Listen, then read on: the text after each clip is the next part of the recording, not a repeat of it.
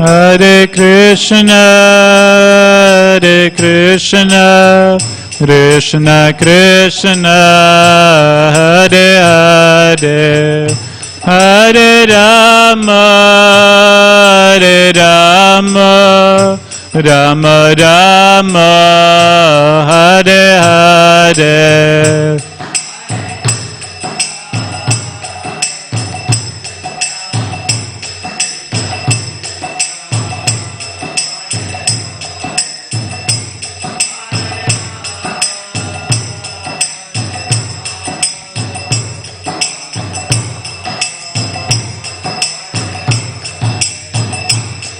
Hare Krishna, Krishna Krishna, Hare Hare, Hare Ram, Ram Ram, Hare Hare.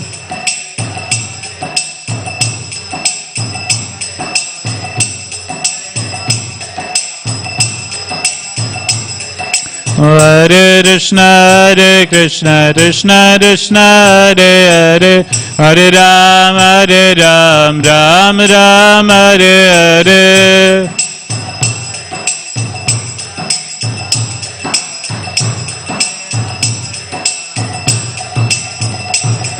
Hare Krishna, Krishna Krishna, Hare Hare, Hare Ram, Ram Ram, Hare Hare.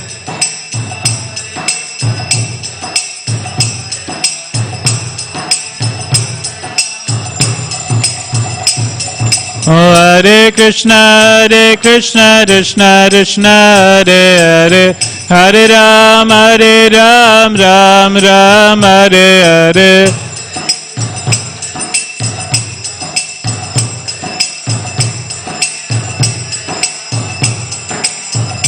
Hare Krishna, Krishna Krishna, Hare Hare, Hare Rama, Rama Rama, Hare Hare.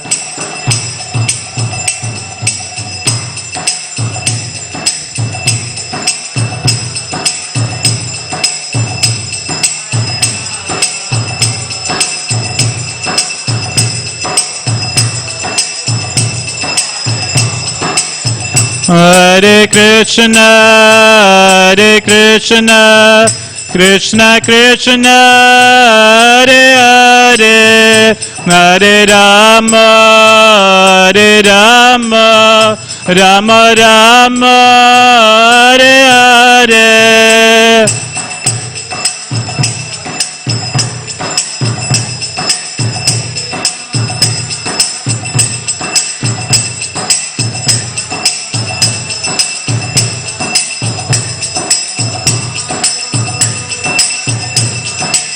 Hare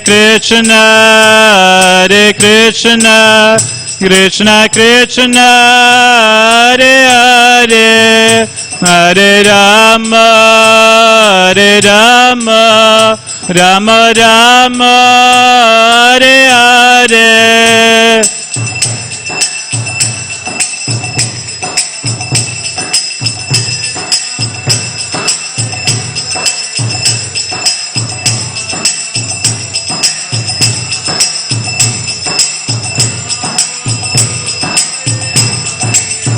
Jaya Radha Gopinata, Radha Gopinata Shri Radhe.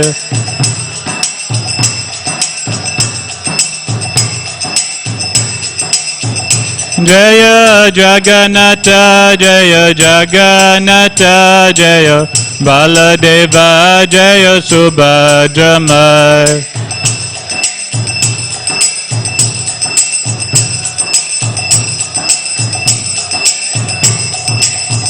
Jaya Gauranitai, Jaya Gauranitai, Jaya Gauranitai, Jaya Gauranitai.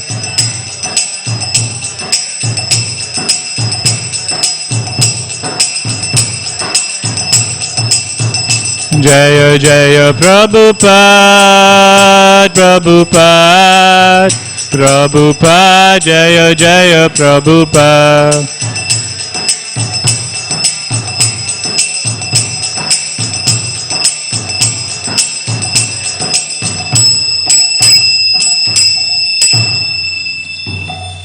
Jai Om Vishnupad Paramahamsa Parishara Stotra Sata Shri Srimad His Divine Grace Srila A.C. Bhaktivedanta Swami Srila Prabhupada Ki Jai Gantaraj Srimad Bhagavatam Ki Jai Thai Gaur Premanande Hari Hari Bo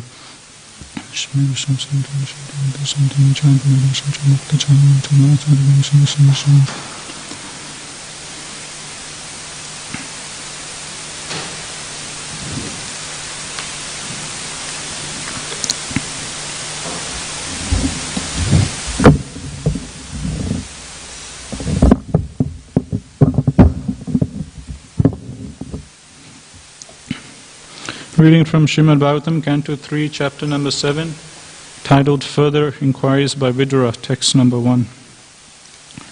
Om Namo Bhagavate Vasudevaya. Om Namo Bhagavate Vasudevaya.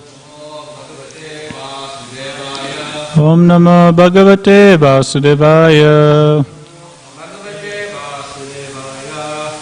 Shri Sukha Vacha.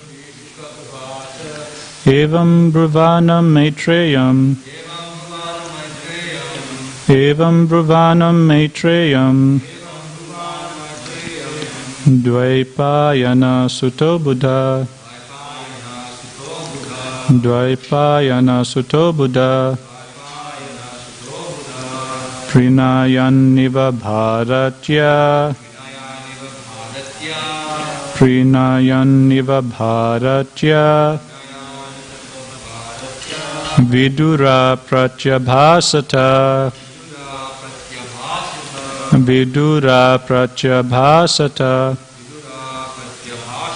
Shri Sukha Vacha. Evam Brahvanam Maitreyam. Dvaipayana Suto Buddha. Prinayaniva Bharatya. Vidura Pratyabhasata. Shri Sukha Vacha. Evam Brahvanam Maitreyam. Dvaipayana Suto Buddha. Prinayaniva Bharatya. Vidura Pratyabhasata.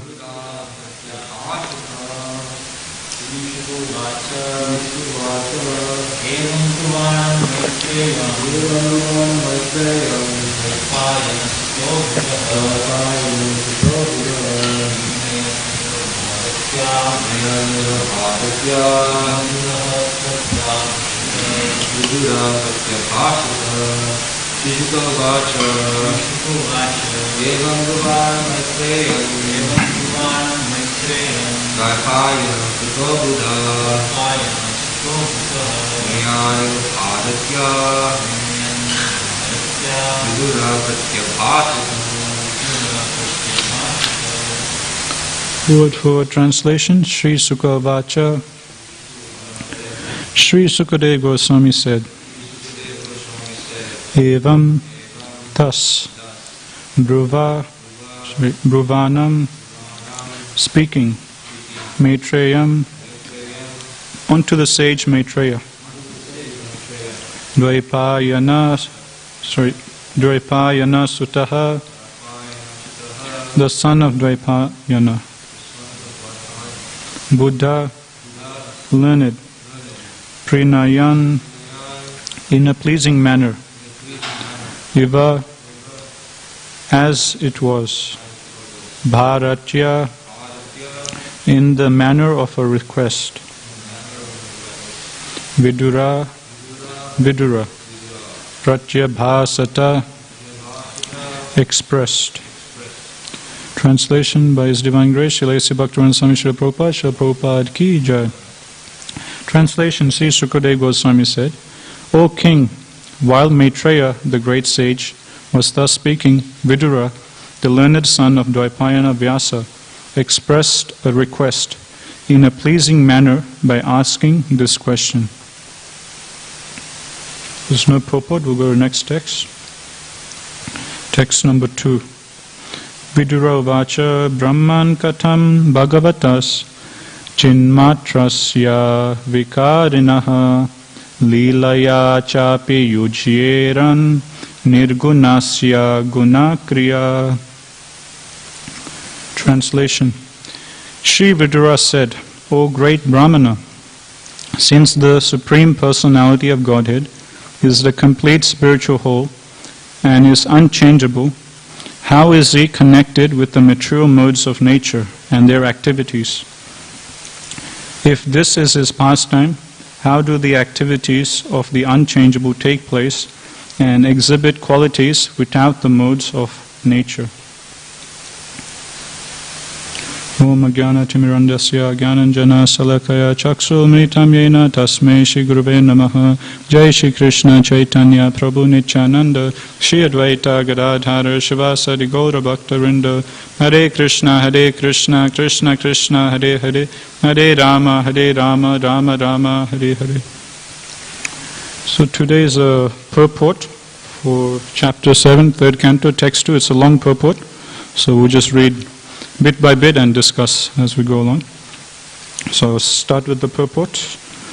As described in the previous chapter, the difference between the Supersoul, the Supreme Lord, and the living entities is that the activities of the Lord in creating the cosmic manifestation are performed by the Lord through the agency of His multifarious energies. But this manifestation is bewildering to the living entities.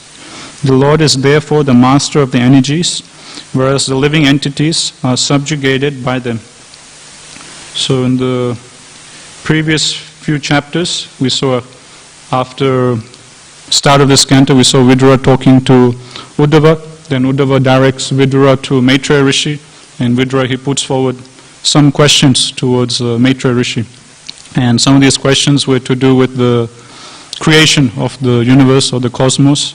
So in the last few chapters, Maitreya Rishi has been describing of the creation of this universe. So he first talked about Sarga, about the creation by Mahavishnu, and then he talks about, in the previous chapter we saw the Virat Roop, about how Garbhadaksha Vishnu, he manifested Virat Roop. And then later on, in this, as we progress, I think the next chapter, which is Chapter 8 is titled Manifestation of Brahma from Vishnu. So then we'll start hearing about Visarga, about the secondary creation of the Lord. Now, after Maitreya Rishi in the previous chapter, he finishes his description of the universal form, the Virat Roop manifested by Garbhadaksha Vishnu. Towards the end of Maitreya Rishi, towards the end of last chapter, Maitreya Rishi, at the end of chapter 6, he was describing that although I have spoken these verses about how the creation took place, actually to understand in full how exactly creation is going is actually impossible for us to understand, and it's impossible for me to fully describe. So in this way, Maitreya Rishi, he exhibits his humility, understanding that Krishna and his activities, his glories, we can't fully conceive of it, we can't fully understand using our own senses. There's only to a certain degree we can understand the unlimited. So after finishing his description, now in this chapter, Vidura is going to put forward some more questions. And that's why this chapter is titled Further Inquiries by Vidura. So in text 2, he is asking one question or two questions. And then later on towards the other half of towards the end of the chapter, you'll see he'll ask many more different questions. And these questions, the answers to these questions will form the basis for the rest of 3rd canto, and also will continue on towards 4th canto. So as we know, this conversation between Vidura and Maitreya, it goes on for 2 whole cantos. And it's mentioned by Sukadeva Goswami that at the end of 2nd canto that there's 10 topics discussed in the Bhagavatam. Atra Sarga Visargasya Stanam Posana Uttaya. So the first topic is Sarga, which is the initial primary creation, then Visarga, the secondary creation, and Atra Sarga Visargasya Stanam, the situation of the planetary systems, Posana, which means protection, then Uttaya, which means the impetus or the inclination to do activities. Then Manvantara, so the description of the different Manvantaras. Then Isanukata, description about the glories or the pastimes of the Supreme Lord and His devotees. Then Nirodha, destruction. And then Mukti, liberation. And then lastly is Ashraya, or Krishna, the Supreme Person whom we should all take shelter of. Now these 10 topics, it's not that Prabhupada explains, the Acharyas explain, it's not that it goes sequentially, like first canto talks about the first topic and the second canto talks about the second topic. It's not like that. It's explained by the Acharyas that these topics are spread out across all the cantos. So in all the cantos we'll see different bits of each of these 10 topics highlighted. But nevertheless, the Acharyas say that some cantos, they primarily focus or they have a special emphasis on some of these topics compared to the other topics. For example, it's given by the Acharyas that this third canto which we're reading now and the fourth canto, they primarily talk about Sarga and Visarga. So if we want to learn about the primary creation and the secondary creation, Sarga and Visarga, third and fourth canto are given as the canto to go to. Other cantos also, there will be some descriptions of Sarga, Visarga, but not as much as this third canto and fourth canto. For example, in fifth canto, Visarga is also there. For example, in fifth canto, we were hearing yesterday from Ghanshyam Prabhu, the descendants of Priyavrata Maharaj, that's given. And that's considered as Visarga, because at the start of the day of Brahma, the first Manu that comes is Swayambhu Manu. And Swayambhu Manu, through his children, he propagates the universe. So that's Visarga, the secondary creation. And Manu, she has 2 sons, Uttanapad, Priyavrata, and 3 daughters, Akuti, Prasuti, and Devahuti. So in third and fourth canto, Visarga is described by talking about the descendants of Akuti, Prasuti, Devahuti, and Uttanapad in fourth canto. From Uttanapad, Dhruva Maharaj comes, and then Dhruva Maharaj's descendants are described, from whom Prachetas come, King Prachina Barishat. So then fifth canto, also there's some Visarga, because in fifth canto, Sukadeva Goswami, he talks about the descendants of Priyavrata Maharaj. But it's given by the Acharyas that third and fourth canto, the primary emphasis is Sarga and Visarga. And then fifth canto is given that the primary topic of fifth canto is Sthanam. Sthanam means the situation of the planetary system. So that's, as we all know, Vedic cosmology is gone into depth in fifth canto. And then sixth canto, it's explained, the primary topic of sixth canto is Poshanam. Poshanam means protection. So this principle of how the Supreme Lord protects His devotees is very much emphasized and highlighted in sixth canto of Bhagavatam. For example, with the story of Ajamil. Ajamil, just at the start of his lifetime, he just did a little bit of devotional service. During his teenage years or during his childhood, while he was at Gurukul, he did some devotional service. But then the rest of his lifetime, he was engaged in all sorts of very sinful activities.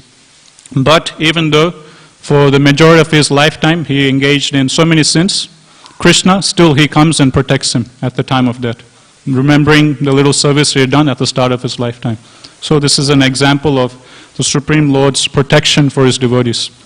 Another example in sixth canto is that of King Chitraketu Maharaj.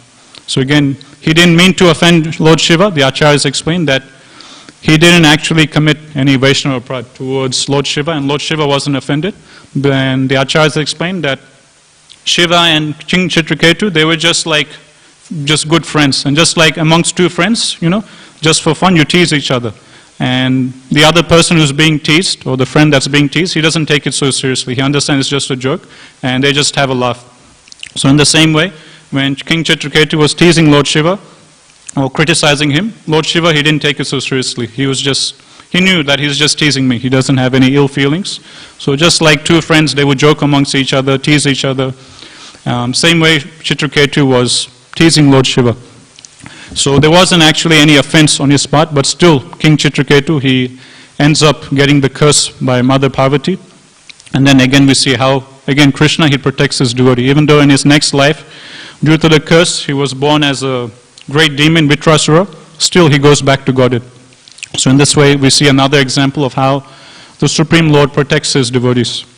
And then in seventh canto, So if you look at the verse, Atra, Sarga, Visarga, Sa, it kind of goes sequentially.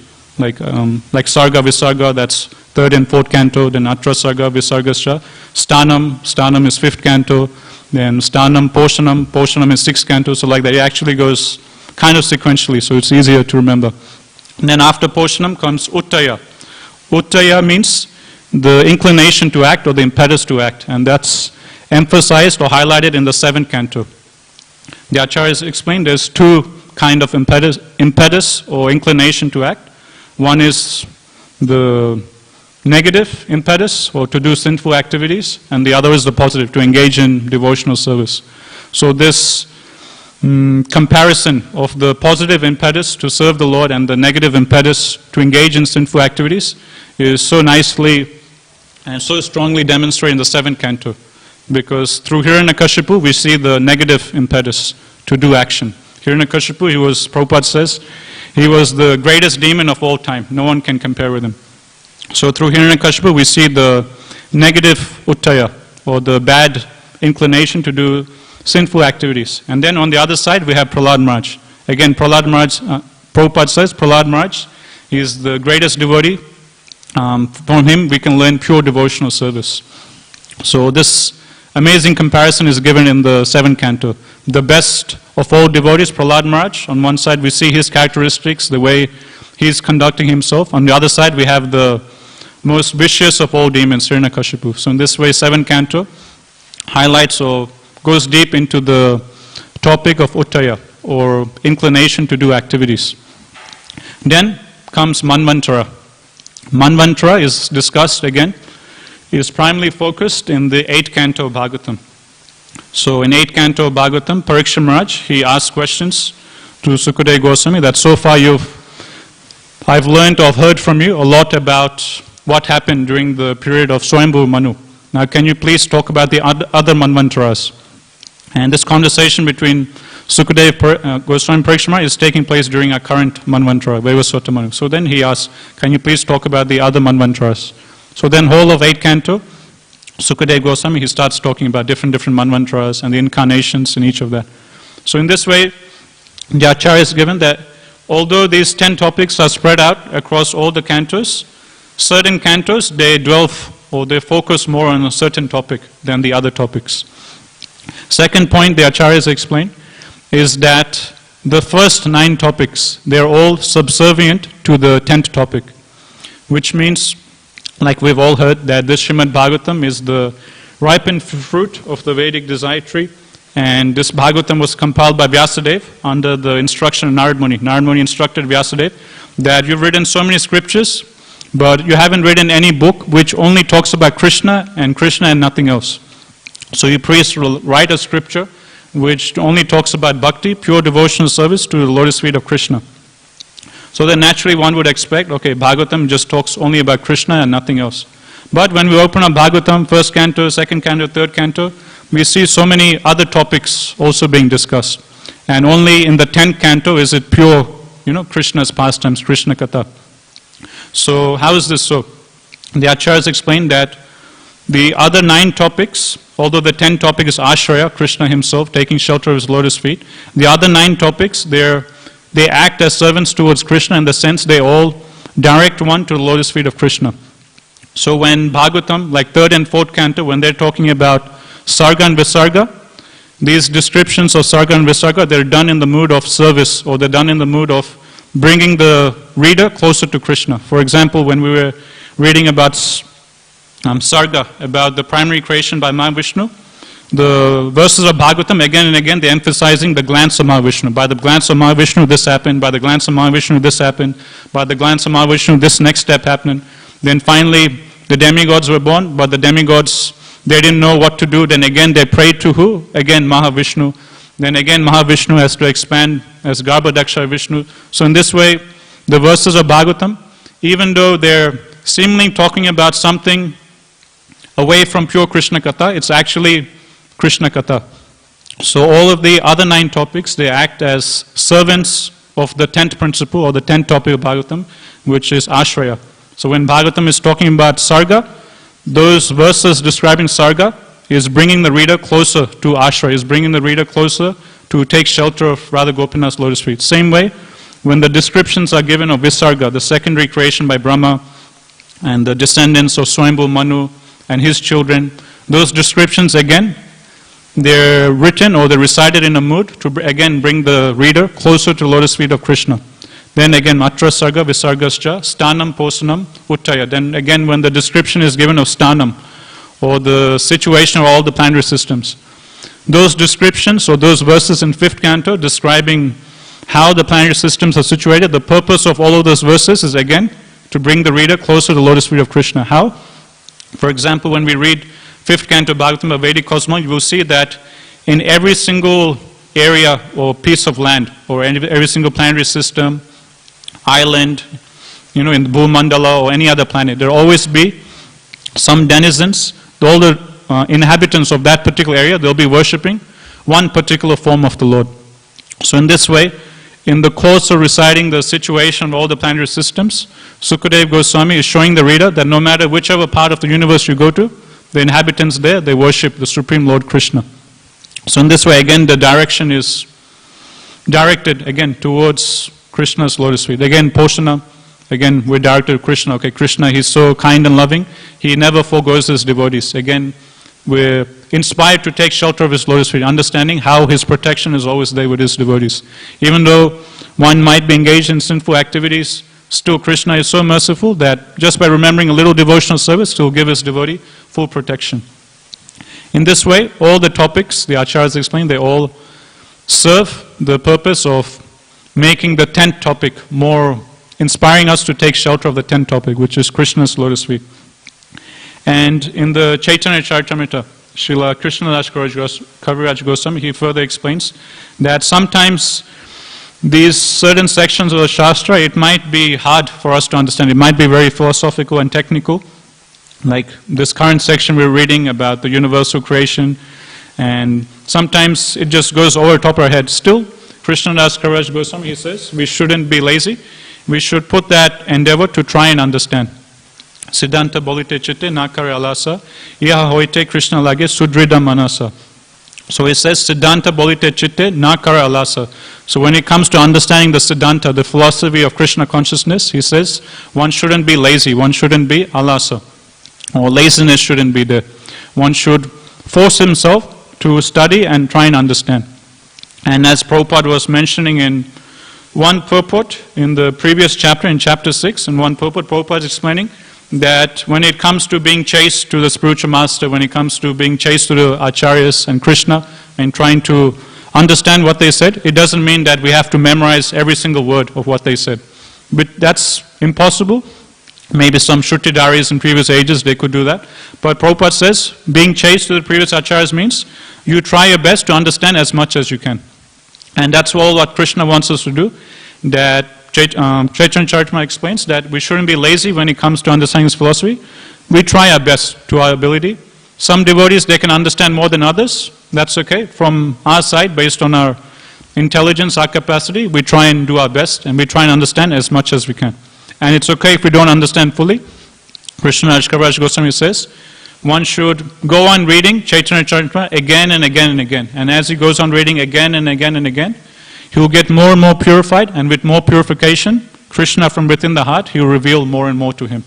So, as we study from Prabhupada's purports, our perception is not under control.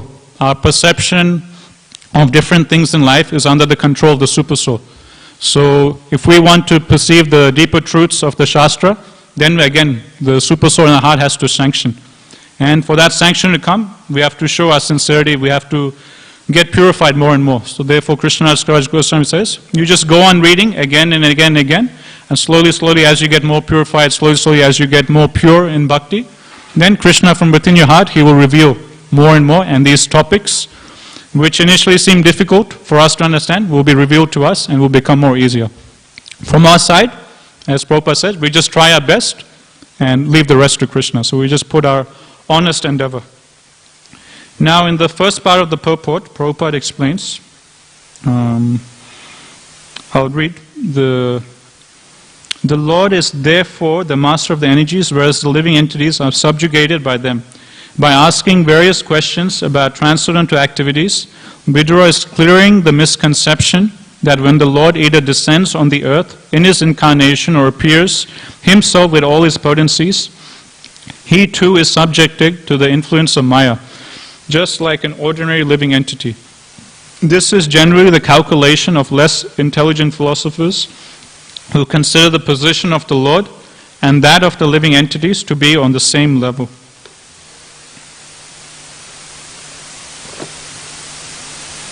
So at the start is Prabhupada is explaining why Vidura is asking this question. Here at the start of 7th chapter of 3rd canto. So I'll read the question again, the translation for the second verse. Vidura said, O great Brahmana, since the Supreme Personality Godhead is the complete spiritual whole and is unchangeable, how is he connected with the material modes of nature and these activities? Is this his pastime? How do the activities of the unchangeable take place and exhibit qualities without the modes of nature? So if you remember in the previous chapter, Maitreya Rishi was describing how Vishnu, by his glance, he glances material nature and then the whole creation starts. So Vidura is asking this question, that Krishna is fully transcendental, he's supposed to be spiritual. How is it that Krishna is coming in contact with material nature? How is it that Krishna is taking part in this material creation, taking part with the modes of material nature? So Prabhupada is saying, by asking these questions about the transcendental activities of Krishna, Vidura is clearing the misconception that when the Lord either descends on earth in his incarnation or appears himself with all his potency, he too is subjected to the influence of Maya, just like an ordinary living entity. So Vidura, Prabhupada is explaining, he is asking this question on behalf of the general mass of people to stop them from being diverted by Mayavad philosophy. So according to the Mayavadis, their philosophy is that when Krishna, when he comes to this world, either as an incarnation or himself with all of his potencies, Prabhupada explains, when Krishna descends to the material world, the Mayavadis say that Krishna, he takes a material body. And that Krishna, he is influenced by the illusory energy of the Lord. That's why the term Mayavadi is used to refer to them. Mayavadis, they themselves, they don't call themselves Mayavadis. This term Mayavadis is given by the Vaishnavas to address them. So Vadi means one who's propounding a particular type of philosophy. So Sunyavadi, Sunya means zero. So Sunyavadis are those persons who propound the philosophy that everything is zero. So that's referring to the Buddhist. Now Mayavadis, they're propounding the philosophy of Maya, that Maya is the topmost, Maya is greater than even Krishna himself. Because their philosophy is that when Krishna, he descends to the material world, Krishna, he takes a material body, and Krishna, he comes under the influence of Maya. Now if Krishna comes under the influence of Maya, that means Maya is greater than Krishna. So that's why the Vaishnavas, they address them as Mayavadis, or those persons who propound the philosophy that Maya is the greatest, even greater than Krishna himself, or Vishnu. So to clear this misconceptions of the Mayavadis, or the impersonalists, that when Krishna appears, he takes a material body and that he is influenced by Maya, and that Krishna is just like an ordinary living entity. So to clear these doubts or misconceptions, Vidura is asking this question to Maitreya Rishi. And Prabhupada, so many places, he will give so many nice arguments against this. And it's actually very simple. You can come up with so many arguments smashing this philosophy of the Mayavadis, that Krishna, he takes a material body, or that Krishna, he gets overcome by Maya and he acts just like ordinary living entity. For example, at the start of Bhagavad Gita in chapter 2, if you remember 2.12 purport, Prabhupada, he gives very nice, powerful arguments against this. Prabhupada says that, okay, if Krishna is just an ordinary person, just like me and you, if Krishna is influenced by Maya, then why are you Mayavadis, why are all of you studying Bhagavad Gita? If Krishna is just an ordinary person, then what's the value of this book, Bhagavad Gita? Why is Bhagavad Gita so special? Bhagavad Gita is then just the words coming out from the mouth of a conditioned soul with the 4 defects of cheating propensity, imperfect senses, tendency to be illusion, and so on and so forth. So if Krishna is an ordinary man, then this book, Bhagavad Gita, is just an ordinary book. It's just some, just some ramblings of an ordinary person. Then what's the use of studying Bhagavad Gita? What's the specialty of studying Bhagavad Gita? So this is one argument Prabhupada uses. Another thing Prabhupada says is, if Krishna is an ordinary person, then why is it that all of the greatest acharyas, all of the greatest scholars of all time, why are they worshipping Krishna? Why are they devoting their whole lives toward Krishna? If Krishna is just an ordinary person, if Krishna is overcome by Maya, why is Srila Ramanacharya, why is Chaitanya Mahaprabhu, why is the 6 Goswamis of Vrindavan, why is Vishnu Swami, Nimbarka Acharya, why are all these the most greatest scholars and sages of all time, why are they worshipping the lotus feet of Krishna if he's just an ordinary person? Other arguments Prabhupada uses is, if Krishna is just an ordinary person, if Krishna is overcome by Maya, then how is it that chanting his name we can go back home, back to Godhead? How is it by chanting his name we get purified?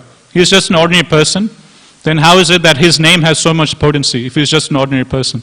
Just by chanting Krishna's name once, offenselessly, it's given, one can get free of all the sins he's committed, and that's enough to go back home, back to Godhead. So if that's the potency of Krishna's name, if that's the potency of Krishna's pastimes, again, the same potency is given of Krishna's pastimes. When one hears Krishna's pastimes, Shinvata Sakata Krishna, Punya Shravana Kirtana, Hridayantustohi Abhadrani, Vidunoti Suhrit Satam. When one hears about the pastimes of Krishna, one hears about the glories of Krishna, when one hears the sound vibration of Krishna's holy names, one's heart becomes purified.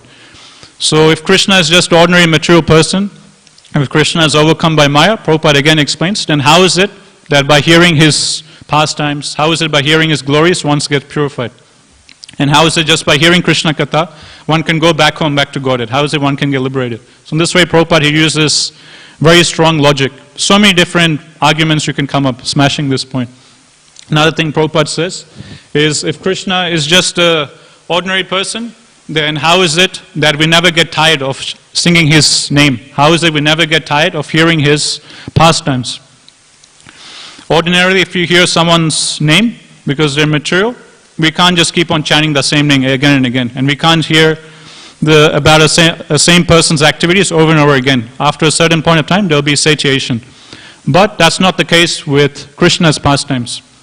At the start of the Bhagavatam, first canto, we hear the sages in Narmacharana, they're saying, Varam tuna vitripyama, uttama slokam vikrame, yashrinvata rasa jnanam, swadu swadu pade pade. The sages in Narmacharana, they're telling or urging Sutta Goswami that, my dear Lord, please don't stop talking about the glories of Krishna, please continue on. The more we hear about Krishna's pastimes, the more we want to hear. And we're relishing this, swadu swadu pade pade, we're relishing this at every step. Don't think that we're getting tired of hearing about Krishna's glories. Please go on speaking more and more about Krishna. Another verse in 12th canto Bhagavatam is explained, Tadeva ramyam ruchiram navam navam, tadevam sasvam manaso mahotsavam. That Krishna's pastimes, Tadeva ramyam, it's very pleasing to the mind, and navam navam, it becomes newer and newer. The more we hear, the more we feel that we don't know so much about Krishna, the more we want to hear more and more.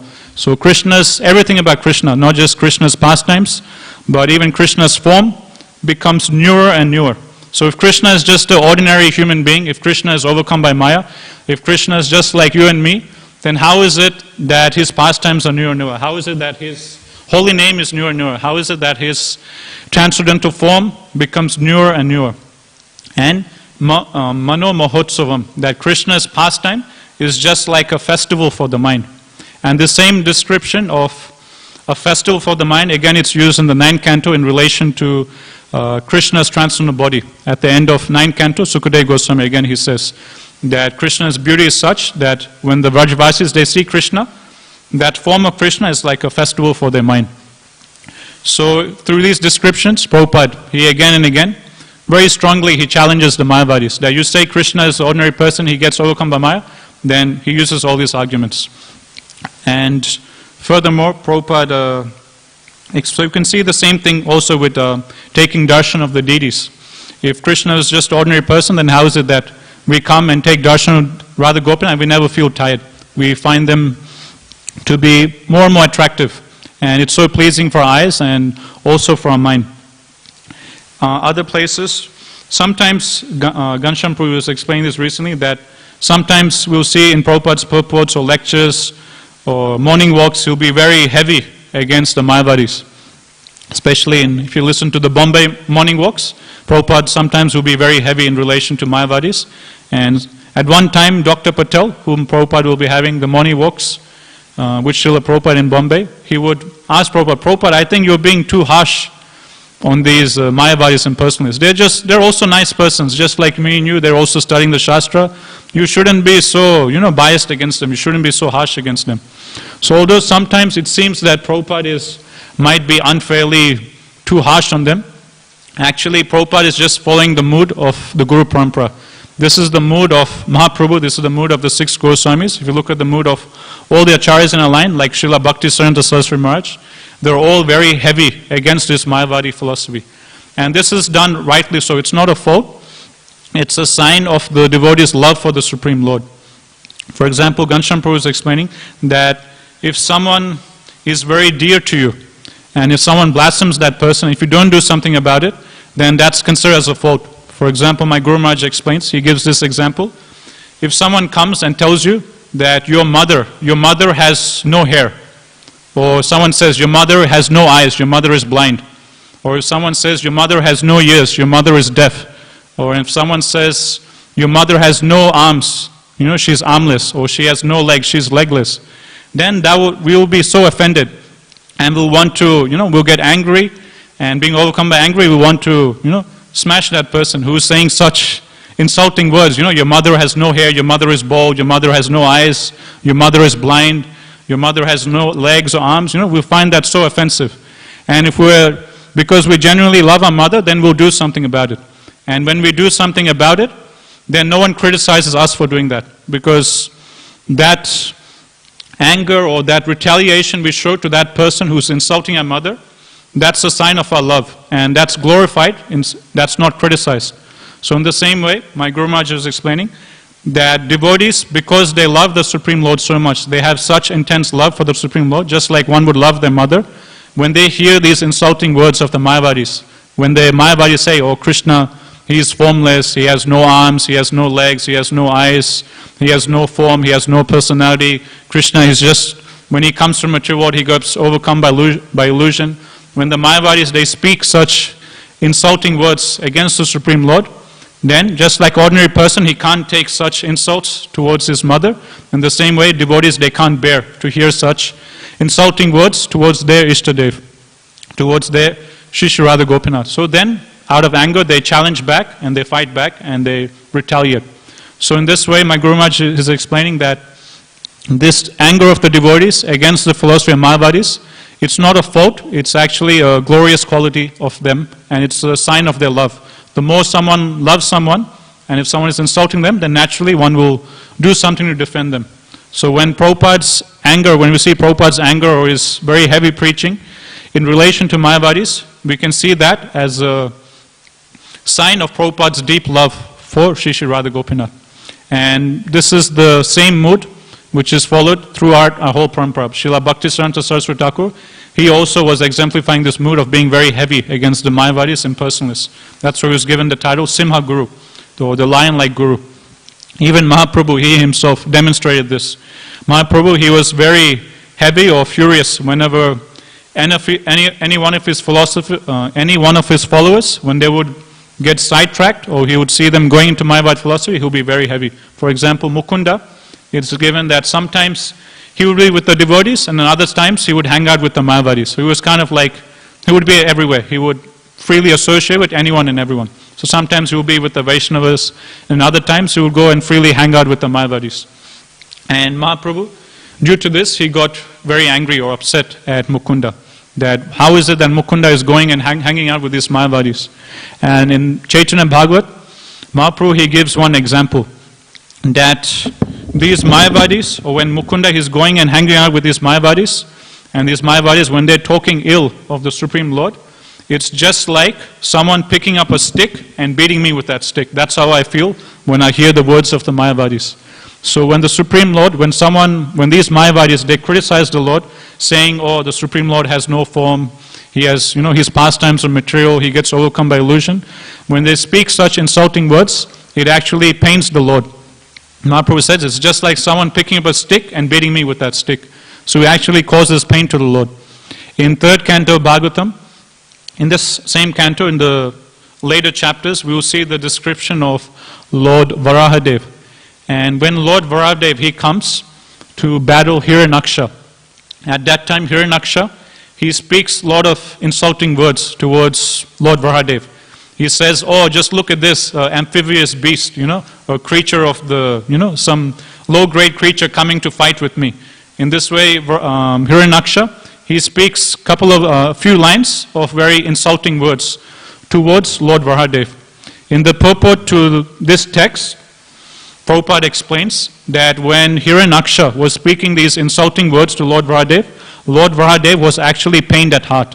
And Prabhupada is making this point that just like me and you, we're all sentient beings, and just like me and you, when someone insults us, when someone criticizes us, we feel some pain in our heart, even though we might be a pure devotee and we might be aloof from name and fame. Still, when some insulting words or criticism comes, there's still a little, bit of pain in the heart, but we ignore it and we continue on with our devotion. We just tolerate, like Krishna says, matra spasas konteya. We just tolerate, we become detached, we just take it, okay, it's due to my past karma, I'm suffering this, and we go on with our lives. So Prabhupada explains, just like me and you, we're sentient beings and we feel pain, at least a little pain, when someone insults us. In the same way, Prabhupada explains in that purport, that when the Supreme Lord is criticized by the atheists, when the Supreme Lord is insulted by the atheists and the impersonalists and the Mayavadis, the Supreme Lord is also pained at heart. And Prabhupada makes the point at this instance, when Hiranyaksha, he's insulting Lord Varahadev is actually feeling pain at heart. So when these Mayavadis, they're criticizing the Supreme Lord or speaking these insulting words, it's actually causing pain to the heart of Gopinath or to the heart of Mahaprabhu. That's why the devotees, they can't tolerate this. And this is why Mahaprabhu, he was very furious against Mayavad philosophy, and he was very heavy on his followers when they would go towards Mayavadi Sangha. Another example of that is Advaita Acharya.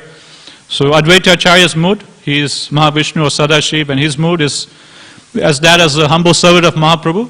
But Mahaprabhu, out of his humility, to show others, how one should worship his seniors, Mahaprabhu would always worship Advaita Acharya. And this is something that Advaita Acharya, he didn't want. He wanted to be the other way around. He wanted to worship the lotus feet of Mahaprabhu. He wanted to be a servant. But instead, Mahaprabhu is always coming and humbly serving Advaita Acharya. So Advaita Acharya, he's thinking, how can I stop this, He is my worshipper Lord, I am Mahavishnu, I am Sadashiv, and he is my worshipper Lord, Shri Krishna. I'm supposed to serve him, but instead of me serving him, my master is coming and serving me. How can I stop this? So and he used to always look for opportunities. For example, one time, Mahaprabhu, he goes into ecstasy and he faints and he goes unconscious. At that time, Advaita Acharya, he becomes very jubilant and he says, yes, finally, this is my opportunity to worship Mahaprabhu. So while Mahaprabhu is lying unconscious in ecstasy, at that time, Advaita Acharya, he quickly gathers all the paraphernalia for worship in his house and starts doing arti and worshipping Mahaprabhu. Then Mahaprabhu wakes up and he sees Advaita Acharya worshipping, and then he immediately stops Advaita Acharya. So only few occasions like this when Mahaprabhu would go into ecstasy or fall unconscious, Advaita Acharya, who would have a narrow window to come and worship Mahaprabhu. But in general, Mahaprabhu would never let him worship him, and instead Mahaprabhu would serve him very humbly. So Advaita Acharya, who was very pained at heart, so he was thinking, how can I change this? What can I do to serve Mahaprabhu? So then finally he comes up with a plan. He understands that Mahaprabhu, if there is one thing he can't tolerate, it's Mayavad philosophy. If there's one thing that really angers him, is Mayavad philosophy. So what I'll do, I'll sit on the Vyasasana and I'll start preaching Mayavad philosophy. Then definitely he will give up all of his humility, he will give up all of his serving mentality towards me. Definitely he'll come and chastise me. And then finally I'll be put in my natural position of acting as his servant. So that's what Advaita Acharya he does. He sits on the Vyasasana and he starts speaking Mayavad philosophy. And when Mahaprabhu, he hears this, the Advaita Acharya is speaking Mayavad philosophy, Mahaprabhu immediately in anger he comes, jumps on top of Advaita Acharya and starts beating him. And Advaita Acharya, as he's being beaten up, he's in ecstasy. Finally, I've done it. Finally. He's seeing me as his servant. Finally, I'm getting the mercy of the Lord. So in this way, Advaita Acharya, he goes into ecstasy, and then afterwards, Mahaprabhu is a bit embarrassed.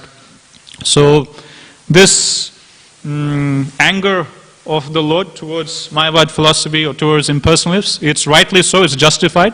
And this is the mood that's coming down through our disciplic succession, through Mahaprabhu, the sixth Goswami, Srila Bhaktisiddhanta Saraswati Thakur.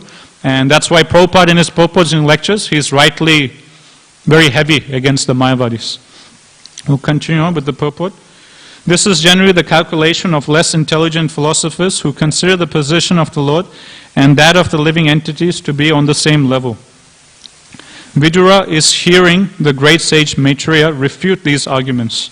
The Lord is described in this verse as Chinmatra, or completely spiritual. The Supreme Personality Godhead has unlimited potencies to create and manifest many wonderful things, both temporary and permanent.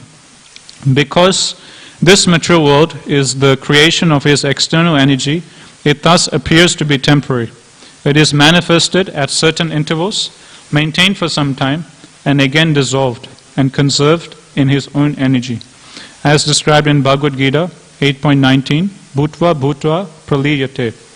But the creation of His internal potency, the spiritual world, is not a temporary manifestation like the material world, but is eternal and full of transcendental knowledge, opulence, energy, strength, beauties, and glories.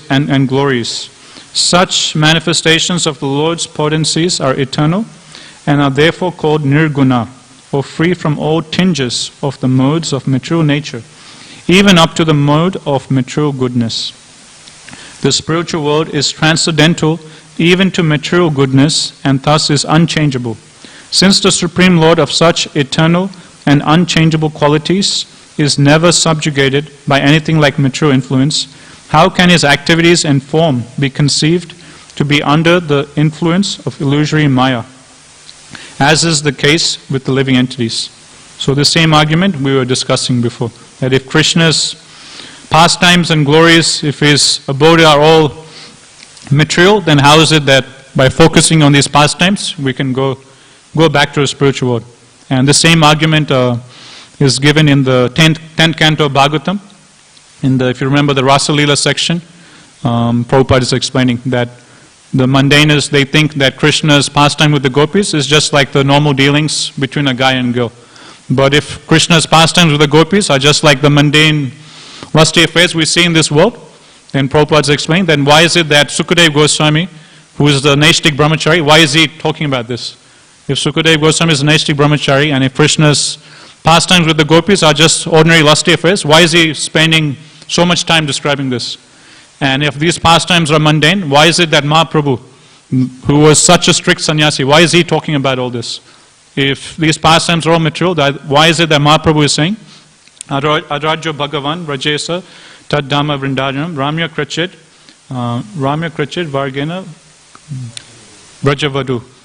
And why is it that Mahaprabhu is saying that out of all forms of worshipping the Supreme Lord, the form of worship taken by the gopis of Vrindavan, that's the topmost. So in this way, Prabhupada, he challenges again the Mayavadis. When the Mayavadis say, or the atheists say, that these pastimes of Krishna, they're just material, they're just like ordinary dealings between a guy and a girl. We'll continue with the purport.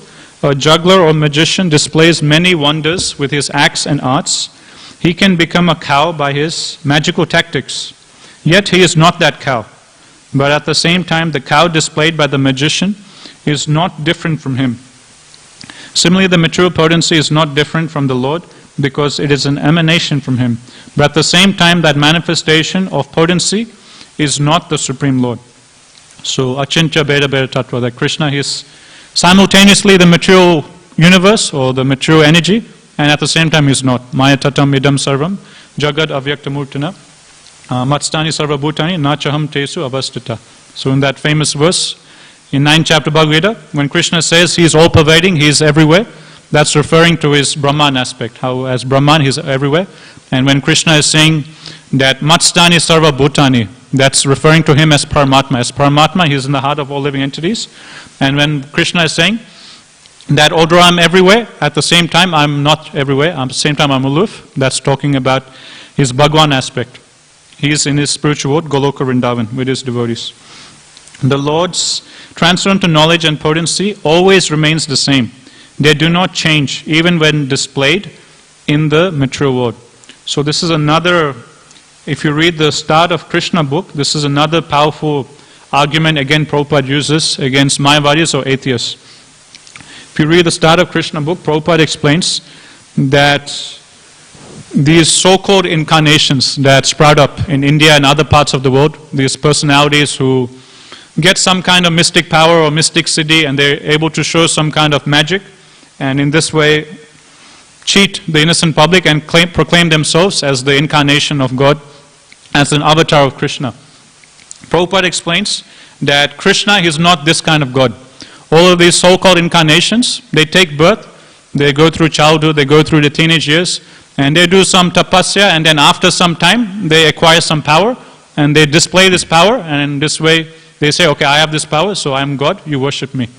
But Prabhupada says, if we study the life of Krishna, it's not that only after a certain age, Krishna, he became powerful and he started to exhibit his godly or superhuman activities.